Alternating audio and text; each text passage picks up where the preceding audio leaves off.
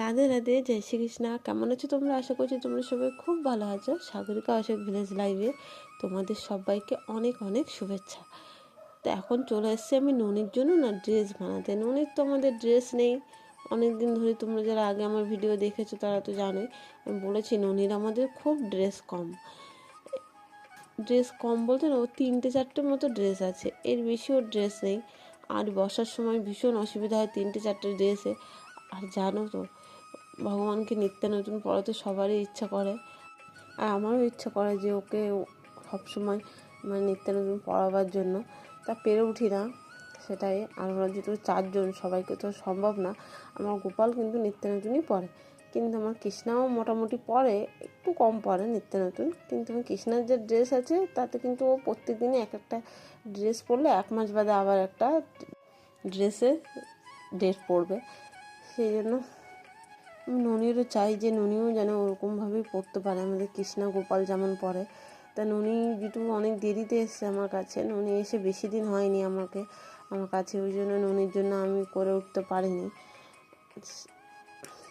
ওই জন্য ননির বড় মাকে বলেছিলাম কিছু পিস দিয়ে পাঠাতে, সেই জন্য ননির বড় মাই কিছু পিস আর কি দিয়ে পাঠিয়েছে। সেই পিসগুলো দিয়েই ননির জন্য আমি ড্রেস বানিয়েছি। দেখো এই একটা ননি পরে আছে, আরও কটা আজকে বানিয়েছি, তো সেগুলো তোমাদেরকে পরে দেখাবো। আর দেখো আজকে যেটু একাদশী, সেই একাদশীর জন্য মানে কৃষ্ণাকে দুপুরবেলা ফল দিয়েছিলাম। আর যেহেতু ঝুলন যাত্রা চলছে সেই জন্য আর অন্য কিছু দেওয়া আর হয়নি। তাই এখন ভাবছি কুমড়োর পায়েস করে দেবো। তা আগে একবার করেছিলাম, কিন্তু সেটা মোটামুটি মানে ভালো হয়েছিল খেতে, কিন্তু এবারে কেমন হবে জানি না, কুমড়োটা অতটা একটু ভালো না। সেই জন্য কৃষ্ণার বাবা বললো কুমড়োর পায়েস করে দেখো কেমন হয়। আর তার সাথে না সবজি সিদ্ধ করে রেখেছি, তো সবজি সিদ্ধটাই পরে কৃষ্ণাকে দেবো। আর এদিকে আমার পিসি এসছে কৃষ্ণার জন্য ফুলের মালা গেঁথে দিতে। তা বাংকারে বসে বসে পিসি এখন ফুলের মালা গাঁথছে কৃষ্ণার জন্য। তো কৃষ্ণের বাবাকে কবে দিয়ে বলেছি যে রজনীগন্ধার ফুল এনে দিতে ঝুলন যাত্রা চলাকালীন। তা কৃষ্ণের বাবা আজ এনে দেবো, কাল এনে দেবো বলে বলে আর এনে দেয়নি। আর এদিকে কিন্তু আমি দুধ আর কুমড়োটা দিয়ে ফোটাতে শুরু করেছি, পায়েসটা করছি আর কি। আমি তো বললাম আমি অনেক দিন আগে একবার করেছিলাম, তা প্রায় 7-8 মাস আগে একবার করেছিলাম, তারপর আর না আর করাই হয়নি কুমড়োর পায়েসটা। তা আজকে ওই জন্য কৃষ্ণাদেরকে করে দিচ্ছি, ভয়ও লাগছে কেমন হবে জানি না কুমড়োর পায়েস। তো দেখো আমাদের কৃষ্ণারা কিন্তু সেজে গুজে সব বসে আছে, আর দেখো মালাটা পরেও কিন্তু কত সুন্দর লাগছে, ড্রেসের সাথে যেন মালা ম্যাচিং হয়ে গেছে এরকম। কৃষ্ণাদেরকে ভালোবেসে দিদিভাই এই মালাগুলো করে দিয়েছে, ও দিদিভাই ফুল তুলে নিয়ে এসে করে দিয়েছে। আমি আজকে ফুল তুলতে যাওয়ার সময় পাইনি, কেননা বিকেল থেকে না সকাল থেকে আমার দাঁত যন্ত্রণা করছিল, সেই জন্য আর আমি পারিনি। বিকেলে ডাক্তারের কাছে গেছিলাম, ডাক্তারের কাছে গিয়ে ওখান থেকে ওষুধ খেয়ে তারপর এখন একটু ভালো লাগছে বলে এখন তাই করে দিচ্ছি।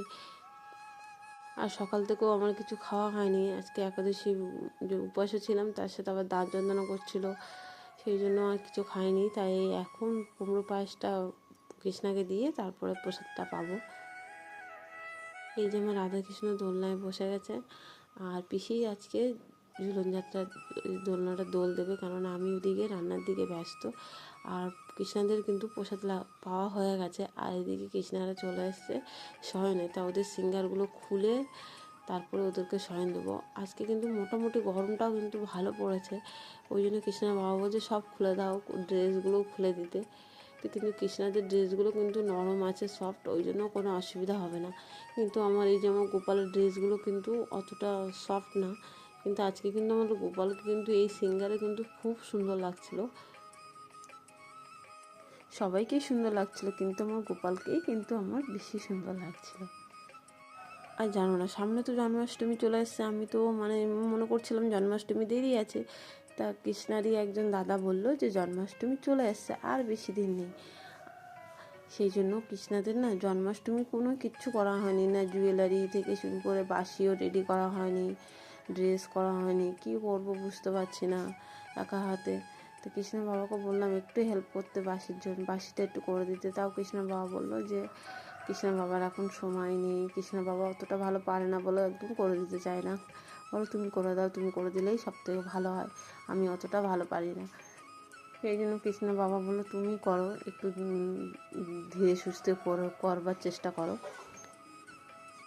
কৃষ্ণাকে যখন শয়ন দিয়ে দিই না, তখন আমি ওর হাত পাগুলো একটু টিপে দিই, কেননা ও তো ছোটো এখন বাচ্চা, আর ও কোথায় কোথায় সখীদের সাথে খেলা করে বেড়ায় তার তো কোনো ঠিক নেই।